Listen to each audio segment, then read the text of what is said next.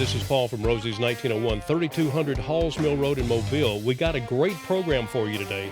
True Biker Report is looking at a ride that's coming up in June, just a couple of weeks away, and it's something you need to know about, and they need your help. And we'll be back in just a moment, and we'll talk about that. Hi, this True Biker Report is going to be talking about a ride coming up in June, something that you need to know about, and it's a very worthwhile organization that, to be honest with you, this is the first time I've heard about this organization. Yeah. And I have Ross Spahn with us, and she's going to be discussing some of the things, and she's got a great lineup for, I think, probably one of the best poker runs that we've had around here in a long time. I like this long haul look at it. Yeah, something that we haven't done, and I think it's going to be good. So anyway, first off, tell me a little bit about yourself, and then let's talk about your organization. All right. So let's see. I've been a part of Kairos for couple years now. I didn't really expect to get into it, but it found me, and now I'm hooked on it. The way I got into it was my dad was actually incarcerated when I was a child, but that was so long ago. You know, I didn't think I was really affected by it. I'd healed from that.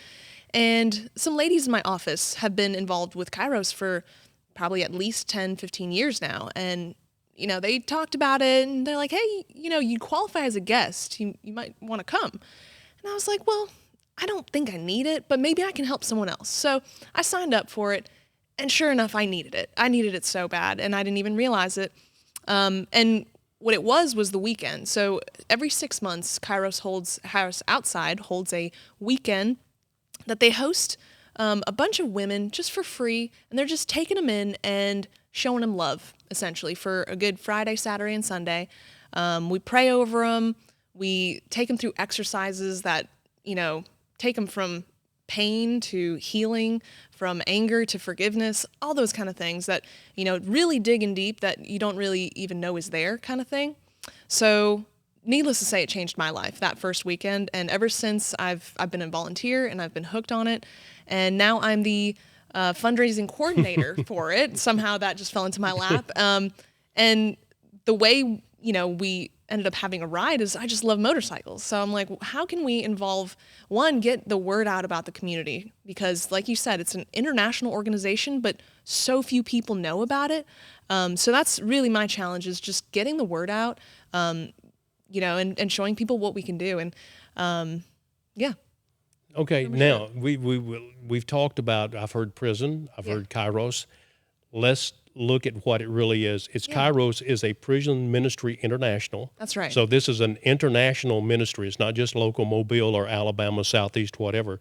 And the Kairos outside of South Alabama is what we're talking about. That will be the run that'll be coming up in June 24th, correct? June 24th, yeah. Okay, so we're looking at an international group. Now, so this is a prison ministry. Yes, sir. And I think it's very important that the outside be emphasized here, because there's two different ways that you deal with people on the inside, people on the outside. And the Kairos outside is dealing with people that are already out of prison, that's trying to make their way back into society, maybe trying to get back with their kids, with their family, trying to just get their feet on the ground again.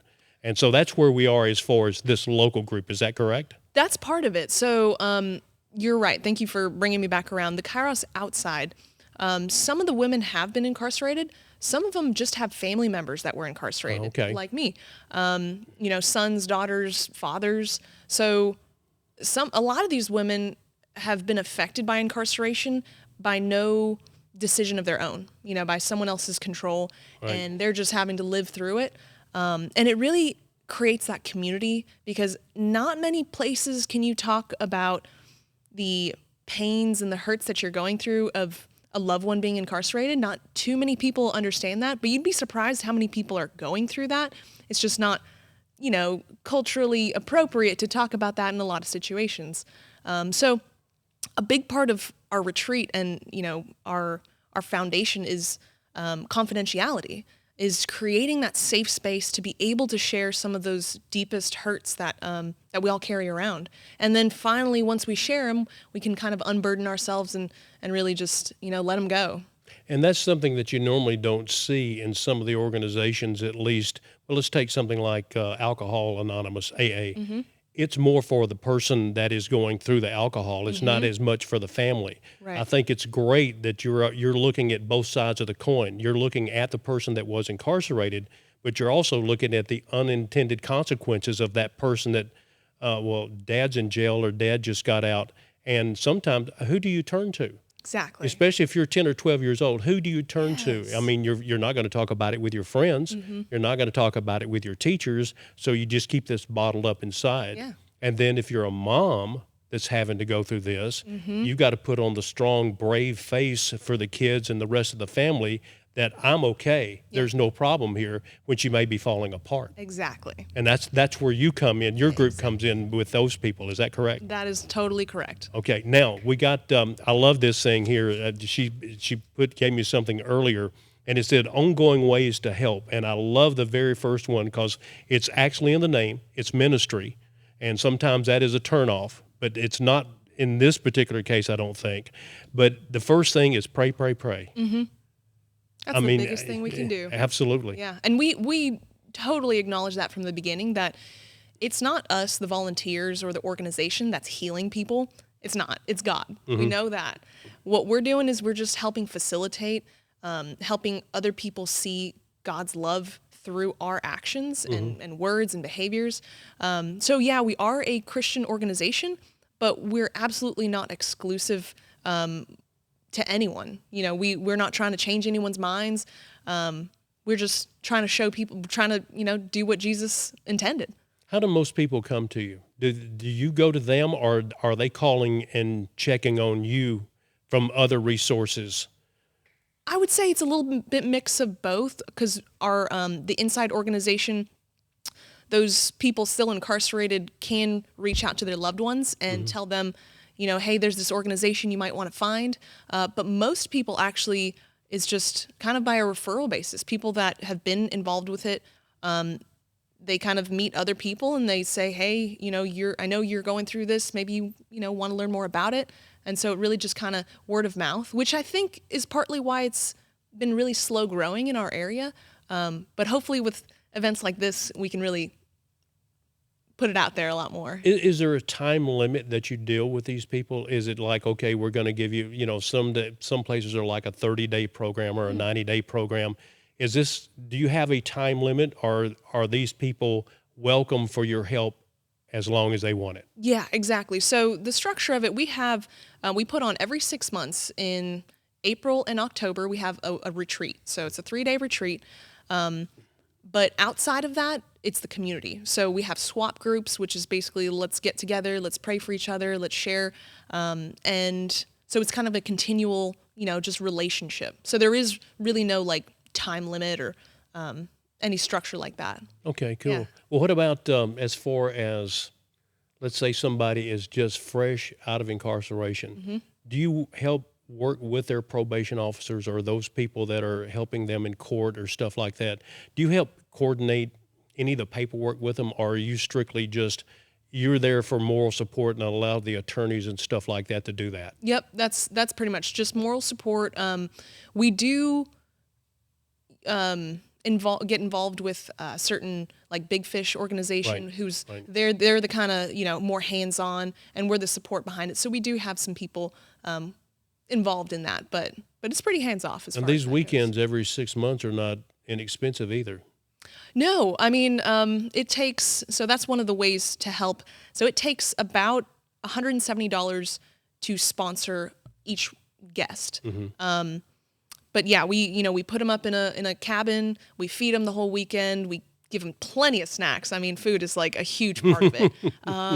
And we give them gifts, kind of there's a lot of little secrets about it, but it's all good stuff. Don't need to give away the secrets. So are the camps, are the meetings around here locally? Yes. Okay, so you're not having to go off a long distance in order to be able to do this. Yeah, and we have a bunch of, our ladies, our whole, the South Alabama group, they're anywhere between Mobile, Baldwin County, Atmore area. So wherever someone is closest to that group, they can plug in and get with those people and meet pretty regularly. Okay, so, cool. All right, now, The ride coming up on Yeah, June buddy. 24th. You were in here the other day, and that's all you talked about. I know. It was ride. Oh, this is going to be great. And I agreed with you. Once you told me what you were doing, it's a little bit different than a typical poker run that we've done here in the past. Yeah. Baldwin County has never been one to be sort of isolated to itself.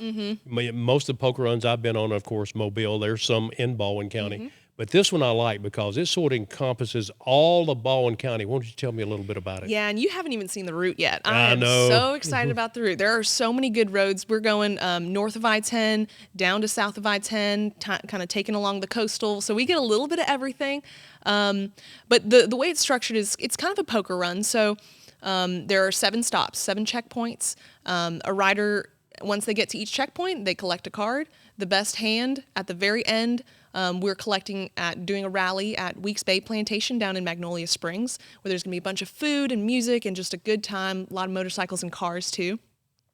And then everyone gets to show their hand, and the best hand wins the grand prize, which I'm also really excited about the grand prize. I'm not gonna divulge the secret on that, but it's exciting. Okay. Yeah. And what time does it start? Registration starts at 11, but it's not a timed thing. Everyone just goes at their own pace. You don't have to stick with the group. You can kind of go on your own. We'll give you the map. So it starts at 11 up until, as long as you get to the checkpoint very end at 5 o'clock, you'll be good for the grand prize. Okay. So that's an all-day run then? Yeah. Yeah. Now, the run itself we timed it at about 2 hours and 45 minutes. Oh, it's not bad. No, it's not bad. I thought it would have been more. Yeah, we wanted to give plenty of wiggle room for people going at their own pace. We don't want to pressure anyone to go too fast or too slow. So it's all just a good time. What are some of the stops? Can you divulge what some of the stops are? Yeah, so we're going to show up at go up 225. I don't want to give the whole route away. Sure. But Stagecoach, kind of Hubbard's Landing area. Right. And then we're going to hook over, head down south, and let's see, where can I tell you we can go? Fairhope Juice Company. Okay. So we'll go hook all the way over down to kind of Point Clear area. Okay, gotcha. Take the scenic route down there, and pretty much long ways around, we're going to head up to Magnolia Springs from there. Oh, that's going to be great. Oh, it's going to be pretty. Yeah. Are you going to have some of the people that are from the group? Are they going to be there as well? Yeah, they'll be at the checkpoints handing out dealing cards. And also, I recognize end of June, it's going to be hot. So we have water stations, kind of comfort stations, get some shade for the riders that if you get too hot, got some ice cold water for you. Keep everyone healthy along the ride. All right, how can people help besides, we know that you can register now officially, and then of course you can register that day on the 24th. And how else can people get involved? Either like through their civic organizations that they may be involved with, through their church groups, their Bible studies. Yeah. I'm sure there's other corporations that can deal in this. So once you get this network of people, how is the best way that they can support you? Do they need just to send a donation, or do they need to maybe call up and talk to you, or have somebody from the group come and talk to them, especially if it's a bigger corporation? Is that available is that available to do? Yes, absolutely. We go to churches and companies all the time just to tell them what our organization's about, and they can, put us on a line item of their, donations every Sunday. They can donate once off. They can do continual, or they can just donate their time and just become involved. Each weekend we have, if you don't want to be like really involved in it, you can be what's called a day angel, which means you just come, you're kind of behind the scenes, but you help like one of the little fairies kind of in the background doing things. There's a lot of different ways to get involved, but I think one of the easiest, it is a 501c3, so one of the easiest ways is to donate, tax-deductible donation. Yeah. Well, the thing that I like about it, too, is if you don't have money to donate, you can still donate your time. Absolutely. And time is something a lot of people do not have. You cannot get, I don't care what organization you belong to, you cannot get enough volunteers now. Correct. Because people are sort of still pulled back from COVID. They're not safe moving around a lot of areas. And even like right now today, we have this little virus thing that's going around. We've had several people come in here. Oh, I'm not going to be around. I'm not going to get you sick because I feel this coming on. Mm-hmm. That always goes on. So volunteering is just as important as the money. Totally. Sometimes that you can do that as well. Mm-hmm. Well, that's great. Let's see. Is there anything else you'd like? Oh, I got to ask you this. Yeah. Do you have a story in particular that you might be able to share of where your group really made a difference, that it impressed upon you, that made a difference? Oh my gosh. You probably got hundreds. There are so many stories. Like I'd literally, in these weekends, and I call myself a baby Christian because I'm, past 2 years, I've just found Jesus. So I have literally witnessed miracles on these weekends happen. And I'm not just saying that to kind of fluff it up. Like I've seen women who kind of come in and haven't given someone a hug in 50 years, someone that they actually wanted to hug, not they were forced to, that kind of thing. And after this weekend, they've given more hugs than they've had the past 20 years, that kind of, and they want to do that. So I've just seen women open up, coming from a hurt place, and myself included, coming from a really hurt place, not even realizing how closed off you are because that's just how you've been for so long. And then to experience unconditional love, it's something that is really hard to put into words, but when you feel it, you feel it. And when you see the actions of it, it's just, and this organization is just that. It's love.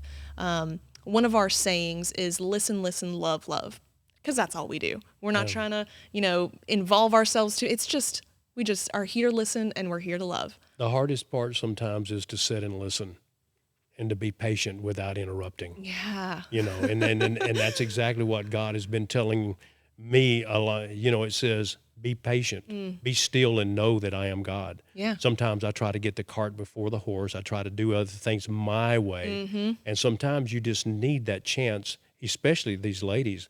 They need a chance in a safe place. Mm-hmm. That was key a while ago when you said that. Yeah. In a safe place to where they can actually just relax and let out a big sigh of relief and go, I'm okay here. Mm-hmm. Exactly. Yeah, and that's something hard to do. All right, the ride is coming up. Have you got a phone number that people can get involved, or what about a website? Absolutely. Give me a call, 251-321-5499. You'll get me personally, and I can connect you to anyone else in the organization. We have a lot of people to help. www.kairosprisonministry.org. Well, that's great. Sounds like it's going to be a lot of fun. Oh, now, can people register?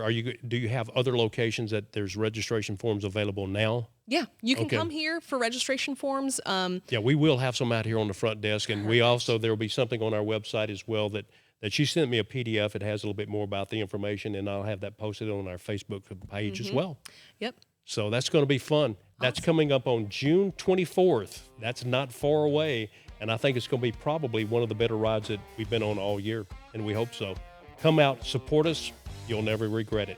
This is Paul from Rosie's 1901, 3200 Halls Mill Road in Mobile, and this is another True Biker Report. And we're out. All right.